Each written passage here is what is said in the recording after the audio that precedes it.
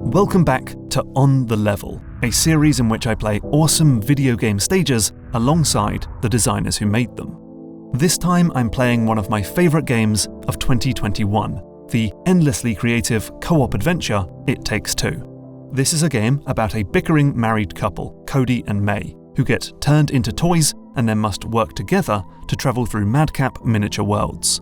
And that includes the level featured in today's video, a tree in Cody and May's garden, which is actually full of squirrel soldiers, killer wasps, and a giant robot bee.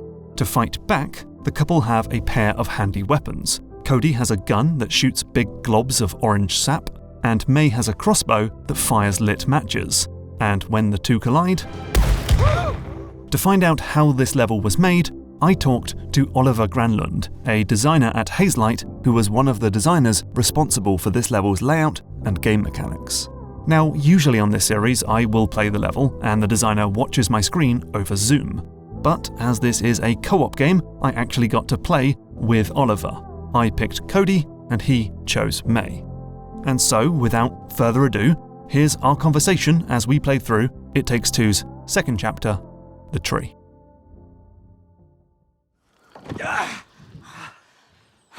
This way.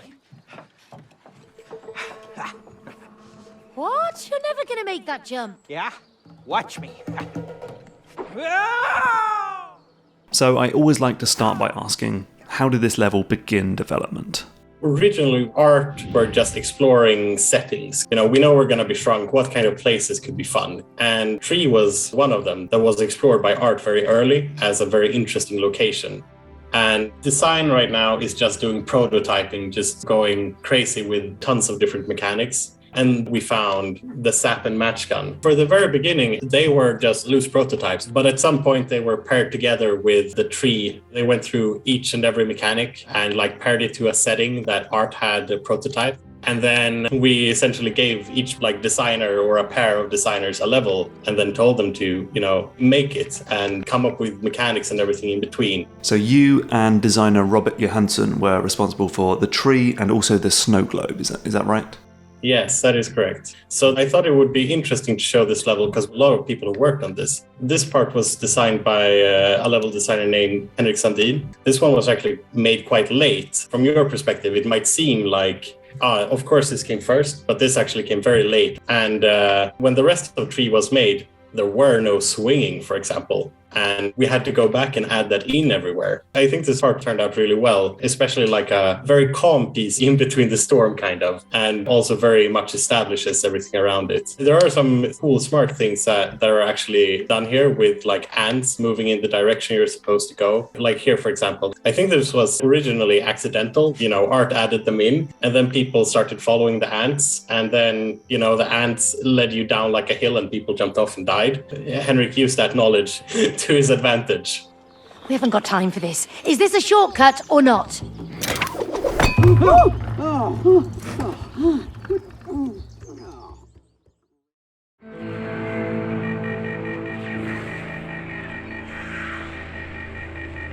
The Wasps have invaded our tree and wiped out most of our tribe. You two must kill them. So how did the sap and match gun develop from a prototype to the final mechanic we see in the game? In the original version of it, it was only you sap and you explode it, which was very cool, especially for combat, but it didn't really work if we wanted to do puzzles. So that was one of the first things we did when taking them from a prototype stage to the next level, is that we looked into how can we make them into more than just a fire and forget kind of thing. And that's where we started pushing, for example, the weight mechanic and the spinner mechanic. An interesting thing here is that this is one of the few places where we actually have a separate tutorial for the players, because we're if you see a shooting sign, on May's screen, both players are gonna shoot it. And if you see yellow, the common use this language that's been established by games, both just shot at both things and were super confused. So you had to make sure each player understood their separate roles. Exactly. One thing we noticed, since we added weight as a property to, for example, the sat gun, is that we had to be very grounded for people to be able to understand this. For example, if you weigh something down and something goes up, they need to be connected. If you look at a lot of other levels, they'll have just straight up, Super Mario floating platforms. So what we did is for each level, we set up our own rule set and our own internal logic. It's basically like teaching a player a new game in an hour. And what challenges did you face in doing that? Well, it's interesting because the sat gun it's a very systemic weapon that has a lot of freedom. You can shoot this anywhere. And it was a decision we made very early on where you can go two routes. You can either go the very restricted route where you'll have a white spot in a black room and that's the only place you can shoot. Or you can do the other way around. And that's a route we went with. This could create problems where, this cage, I have progress videos for you on. It's a very interesting progress of it. So this is one of the earliest prototypes I ever made. It might look super different, this big wasp nest, but the actual gameplay is very similar. But the problem was that you could zap on the outside where May couldn't reach. And here we have version 2. Yeah, this also hurts my soul. So Cody zaps in the roof instantly. So May has to look straight up. Oh.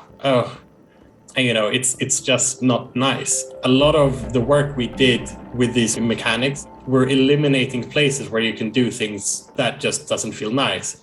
And we still managed to keep the puzzle intact with just tons of iteration and simplification, design by subtraction.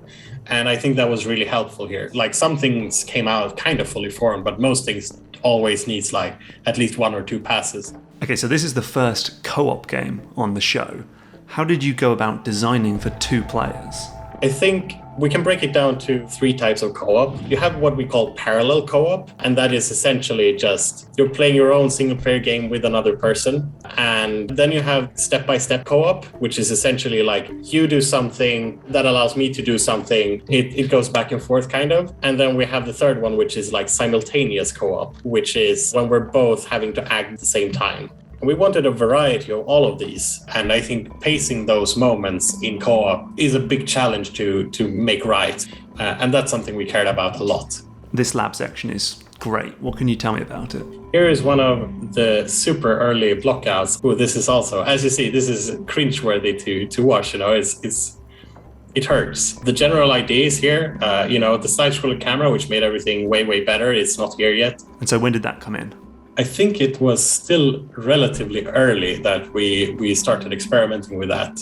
But I think a lot of these things like that you see here, they are obvious, but it's more like I've built it. It doesn't work. Okay, what's the next step to make this work? And a lot of the iteration was like that, Initial idea, oh, cool, they're gonna spin. And then not realizing that there's gonna be camera problems, for example. And then, oh, shit, it's gonna work great if we just add a side-scrolling camera. Whoa! Hey! Let me out of here! Oh, yes. Have you played this one? I didn't see this the first time we played, no. Yeah. I'm a bit scared now. You should be. How did these side interactions come about? After each big milestone, we basically played through the game and we played through with some playtesters. And then we looked at what problems there were. And one thing we reacted to was that there was too little to do. And so we went on a spree of creating both mini games and side interactions. And there actually ended up quite a lot of them. And how this one came about was essentially, it started with a very simple, wouldn't it be fun if you could trap your friend and then ridicule them? And then ridicule turned into torture. And it went downhill from there. This kind of became our collectible in a way. We had a discussion very early because we're a platformer, Of course, we're going to have collectibles, right? Question mark. And we tried that and we didn't find a good purpose for it. We wanted to go another route, like we want to give meaning to the player or something they'd want. And what ended up happening was we created so many mini games and then we ended up hiding them a bit because they were sometimes a bit distracting. So that actually became our kind of collectible in the end. Something's coming! Killer wasps! This is our first combat encounter. What was that like to design? One thing that's very interesting about co-op combat is you have to think about it in a whole different way than you would normal combat, especially if you're going for the simultaneous co-op where you're both acting. So for example, in this case, we actually have an asymmetrical relationship where you're the instigator and I'm the detonator, which means that I actually don't have a lot to do until you've zapped one of them. So what we've done in the AI is make sure that more of them are aggressive to May, making it more interesting for May until she can detonate. Other one is, how do you handle if you're playing with a partner who's not as skilled as you or the other way around? And I think that was one of the harder issues we had to answer. I think 3 is actually the hardest level in the game in terms of introducing a new player to it. It's the only level with combat and aiming for combat, but as you can tell when you play it, like the auto aim system is very lenient, and like we try to make the gameplay less about can I hit the skill shot and more about making sure you dodge the wasp, making sure that you're spraying the right thing, and like all of that stuff instead. It's still one of the hardest mechanics for people who don't know how to use both sticks, but it ended up being way more usable than most first or third person shooters were at that stage. Interesting mechanic. Looks like some type of tug of war. Oh no, you're good at this. Yeah. Oh no. Oh, that was easy. We need a rematch. I'll take a rematch on that one. This has to be cut from the show.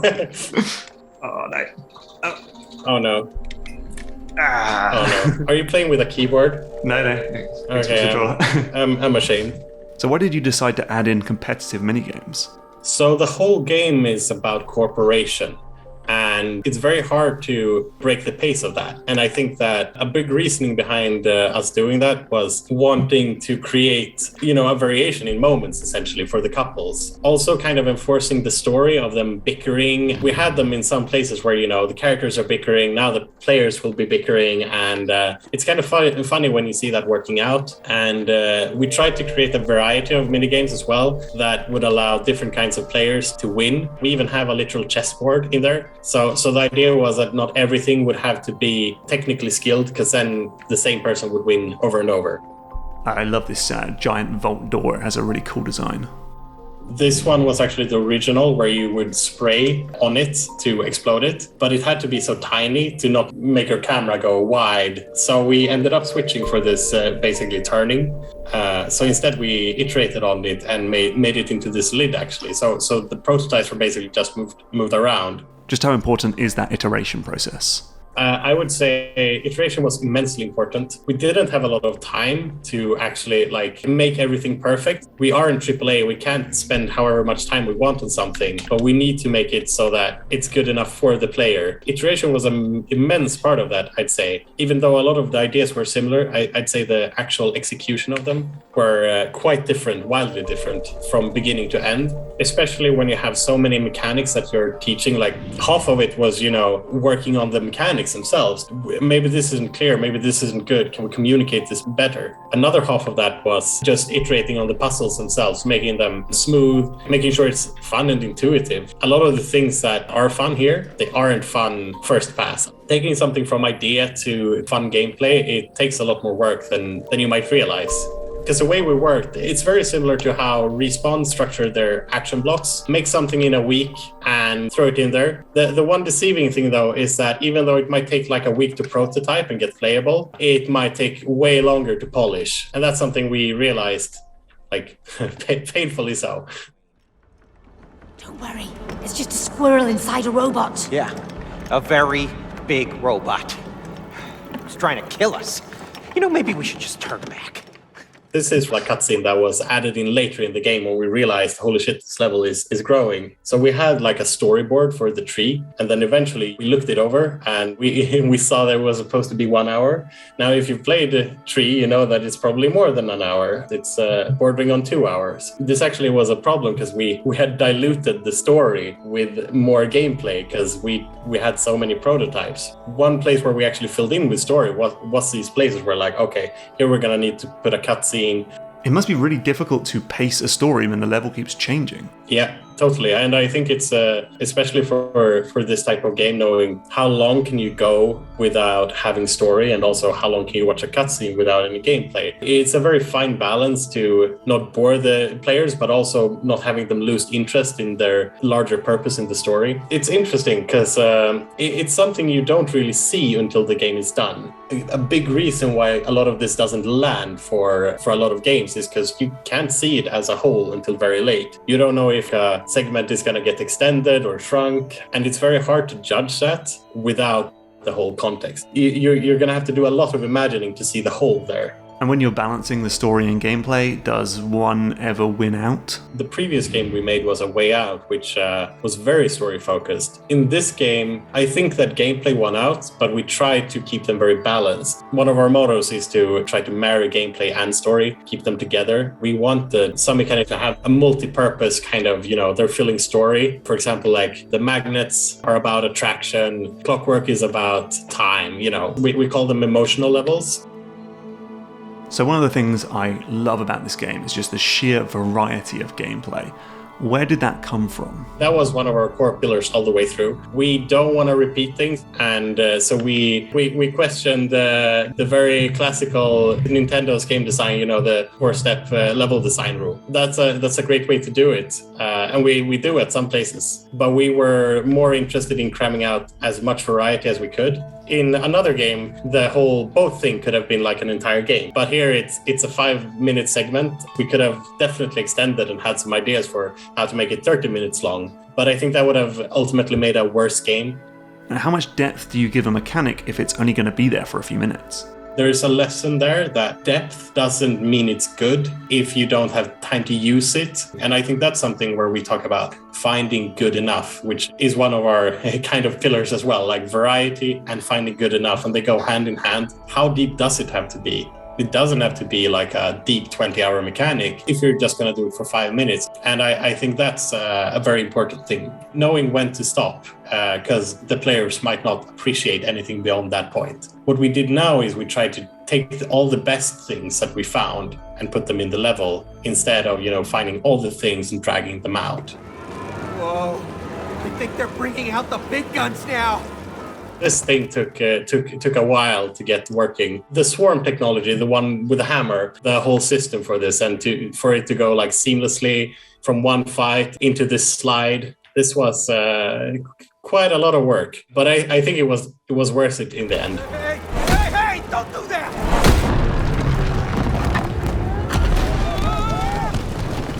Sometimes as a designer, you're kind of like, I'm doing this thing. It's going to be very, very expensive. I really hope it's going to be cool, so I'm not wasting everyone's time, Yeah, as a designer, you're giving lots of work to programmers and artists. So how do you make that relationship work? I do believe it's very important to think of, the final look before you actually commit to anything. We give art, like an abstract piece of gameplay, and it's like, what could this be? And, art sits there and they're looking at it and they're like, it's not fun for anyone.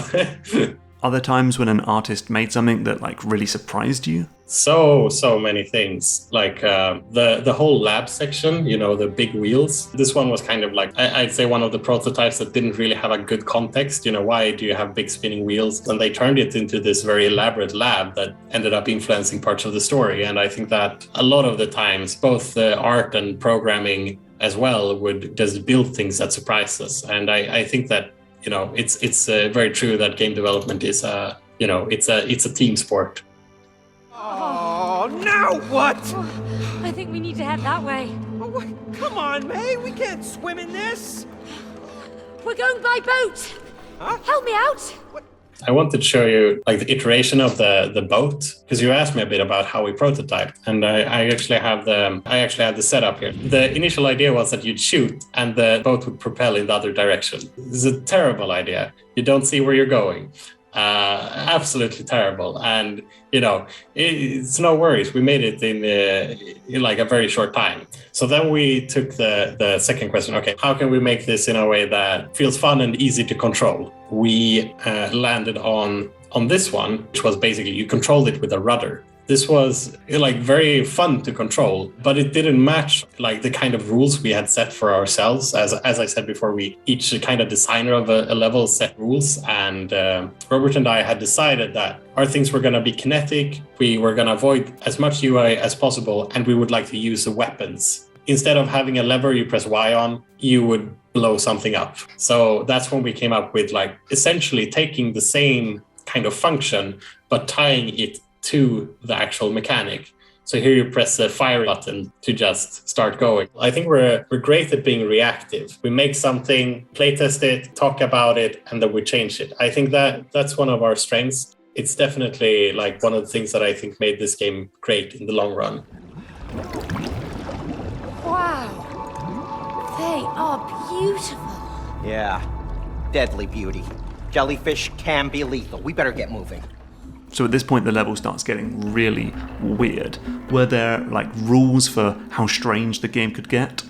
No, no, there definitely wasn't. Meetings, feedback was, could we make it a bit crazier from Joseph, I think. Like think Avatar on LSD or something. So we did. It's definitely out there. This is one of the moments where people playing, you know, there's like, are we still in the tree? You know, I am getting really tired of falling. Well, be grateful you're in good shape. Oh yeah? Thanks, May. I meant good shape in this world. Oh. What was your approach to pacing the level? So I think this is something we probably should have paid a bit more attention to, because we were just focused on, you know, creating cool shit and variety. A lot of games have to care about pacing in another way than we do. What they pace is the repetition of content. Here you're going to have platforming, here you're going to have a combat encounter, here you're going to have platforming, here you're going to have combat again. And to not make that boring, you have to make sure that you're pacing it correctly with enough variety. We didn't have that problem, as our game was just full of variety by the baseline. We just created new mechanics all the time. But we still had to make sure we pace intensity so that people don't get exhausted or people don't get bored. You still have to make sure to pull the intensity curve up and down. Oh, whoa. What is this place? I don't know, but they look pretty angry. Yeah, they do.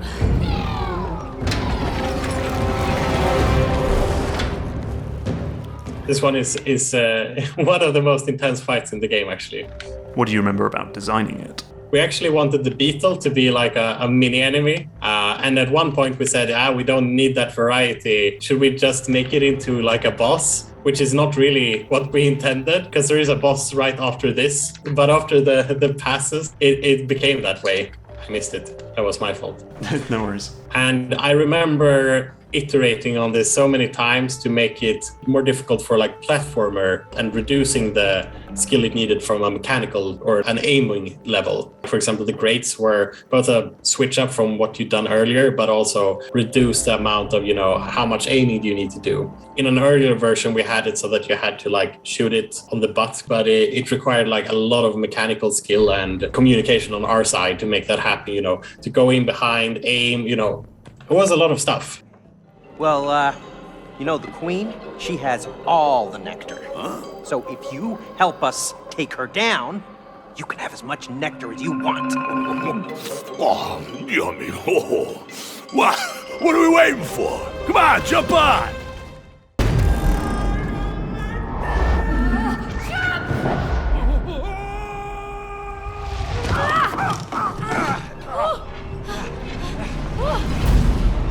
Intruders! Okay, so now we're facing the final boss of the level, and I was just curious about the design of the game's health system. We actually had some different health systems we prototyped. We prototyped, you know, a Gears of War type of health system where one player dies and you have to go and revive them. That didn't work because of the sheer variety of our gameplay. You never know if you're dying during a platforming section or if you're separated. So that didn't work. We tried a shared health bar in the very middle of the screen. And this idea seems great. You're sharing health, that's co-op. But what happened is if you had one player that was really good and one that was really bad, the bad player would just take damage over and over, and then they would both die instead of allowing the good player to carry them. So what we ended up on is just like a timer that goes down. down as long as you're both living. It becomes this kind of, cheer on, like, don't die, I'm almost back. That ended up being actually quite effectful, I'd say. He generally didn't want players to have to replay parts either. That kind of goes against our motto of variation. Our health system ties into that, because if one of us dies, that's fine. And then we'll just spawn in eventually. So it basically becomes like you have 2 lives. It's fun to die, because then you feel like, oh, I'm challenged. And you get that stress. But it's not fun to redo it.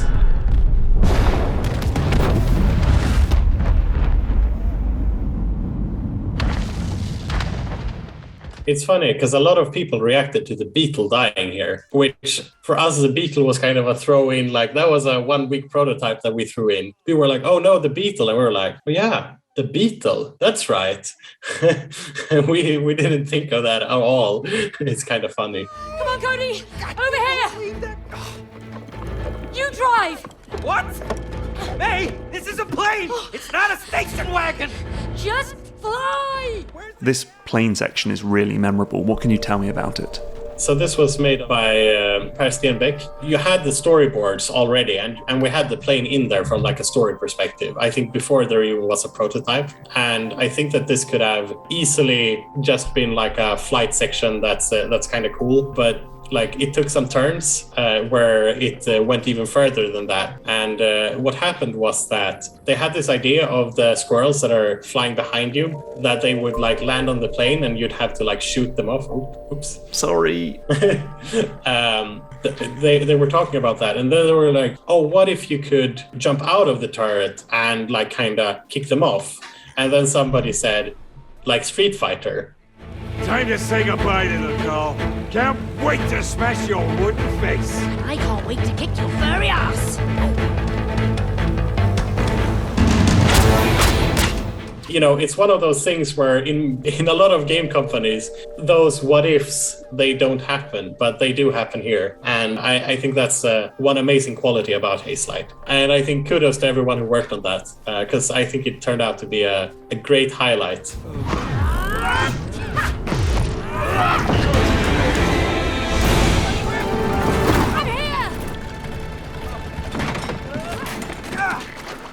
This part is like a homage to Brothers, A Tale of Two Sons, where you have a section kind of like this, but with the brothers, but now in co-op. And it worked excellently. And I think this whole section is great because you get variation. We've gone through 3 stages of playing. But they all feel different. And I think that speaks to the, like integral to the way we worked was just variety. And both from art, programming and design, everyone really got to add their own flair to everything and have so much ownership that it just naturally became so different.